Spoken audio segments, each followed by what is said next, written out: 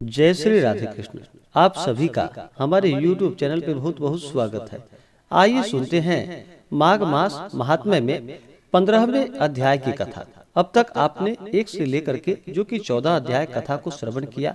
अगर पिछले अध्याय कथा को नहीं सुना हो तो हमारे चैनल पे प्लेलिस्ट बनाया गया है माघ मास महात्म्य के नाम से। आप वहां से जा करके कथा को श्रवण कर सकते हैं। माघ महीने का बड़ा ही विशेष महत्व माना गया है। माघ के महीने में गंगा स्नान करना, दान पुण्यों का कार्य करना, भगवान विष्णु, माता लक्ष्मी और भगवान श्री कृष्ण का पूजन करना, यह सब बड़ा ही पुण्य फलदायी माना गया है। तो आइए सुनते हैं माघ मास महात्म्य में 15वें अध्याय की कथा। तो बोलिए प्रेम से भगवान विष्णु की जय, माता लक्ष्मी की जय, भगवान श्री कृष्ण की जय। दत्तात्रेय जी बोले कि हे राजा, ब्रह्मा जी ने घोर से घोर पापों को मिटाने के लिए तथा प्रजा के हित के लिए प्रयाग तीर्थ की रचना किया। गंगा जी तथा यमुना जी की धारा के जल की और इसमें स्नान की बड़ाई भी यह प्रकार सुनो। ब्रह्मा ने पुराने समय में पाप रूप पशुओं की रचना किया, सरस्वती से युक्त सफेद और काली धारा बनाई और इसके संगम पर ब्रह्मलोक की रचना की। सैकड़ों पाप करके भी जो गंगा यमुना के संगम में मकर के सूर्य में माघ महीने में स्नान करता है, वह फिर गर्भ में नहीं आता। विष्णु भगवान की दुर्गम माया है। हे राजन, माघ महीने में प्रयाग तीर्थ सब पापों को नष्ट करता है। देवीप्यमान लोकों में अनेक भोगों को भोग कर मनुष्य पार ब्रह्म में लीन होता है। उसके पुण्य की गिनती चित्रगुप्त अच्छी तरह से नहीं कर सकते। 100 वर्ष तक निराहार रहकर योगाभ्यास करने के बराबर फल माघ मास में प्रतिदिन स्नान करने से प्राप्त होता है। राजगृह में कुरुक्षेत्र में सैकड़ों बोझ सोना दान करने से, सैकड़ों अश्वमेध तथा हजारों राजसु यज्ञ करने के बराबर जो फल प्राप्त होता है, वह माघ मास महीने में गंगा और यमुना के संगम में त्रिवेणी में प्रतिदिन स्नान करने से अवश्य ही प्राप्त होता है। पृथ्वी पर जितने तीर्थ तथा नदियां प्रसिद्ध हैं, हे राजन, वे सब माघ मास में त्रिवेणी में स्नान करने के लिए आती है। सब तीर्थ पापियों के संग दोष से अशुद्ध हो जाते हैं। माघ मास में वे निर्मल हैं, अतः स्नान करने से उनके वे सब पाप दूर हो जाते हैं। हे राजन, वाणी, मन तथा शरीर से कल्प तक जन्मों में एकत्र किए मनुष्य के पाप गंगा यमुना के संगम में माघ महीने में 3 दिन स्नान करने से नष्ट हो जाते हैं। और जिस तरह सर्प पुरानी केचुली छोड़ता है, उसी प्रकार मनुष्य पापों को छोड़कर स्वर्ग में जाता है। कुरुक्षेत्र में स्नान करने का 10 गुना फल वहाँ मिलता है, जहाँ पर गंगा जी की विंध्य पर्वत से मिलती है।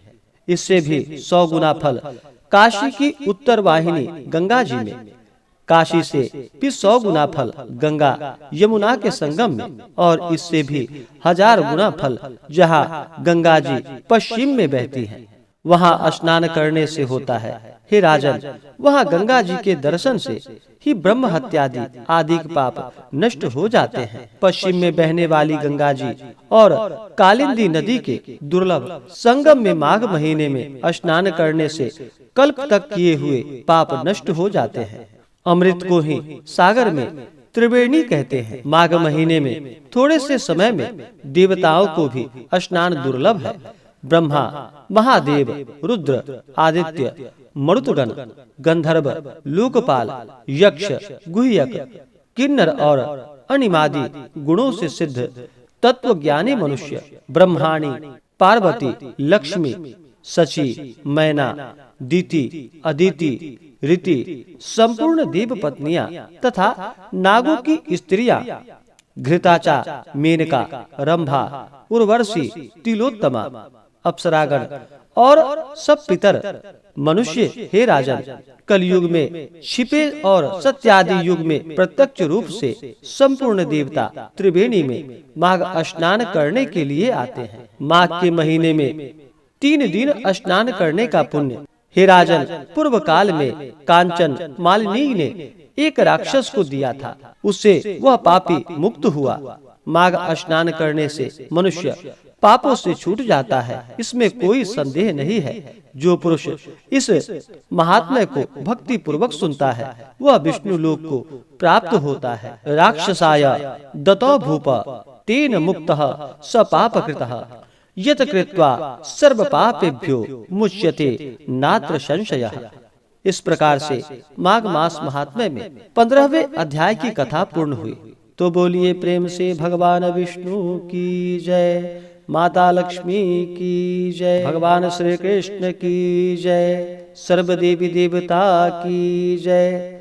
इसी प्रकार से जो भी भक्त सच्ची श्रद्धा के साथ अगर माघ के महीने में नियमों को पालन करते हुए माघ के महीने में गंगा स्नान करते हैं, इस दौरान भगवान विष्णु, माता लक्ष्मी, भगवान श्री कृष्ण का पूजन करते हैं, उनके सभी पाप और ताप नष्ट हो जाते हैं। माघ के महीने में जो भी माघ स्नान करने वाले हैं, माघ महीने का व्रत धारण करने वाले हैं, उन्हें माघ के महीने में जो कि शुद्ध और सात्विकता का पालन करना चाहिए, ब्रह्मचर्य का पालन करना चाहिए, किसी के ऊपर क्रोध नहीं करनी चाहिए, अपने मन में किसी के प्रति ईर्ष्या या द्वेष का भाव नहीं लाना चाहिए।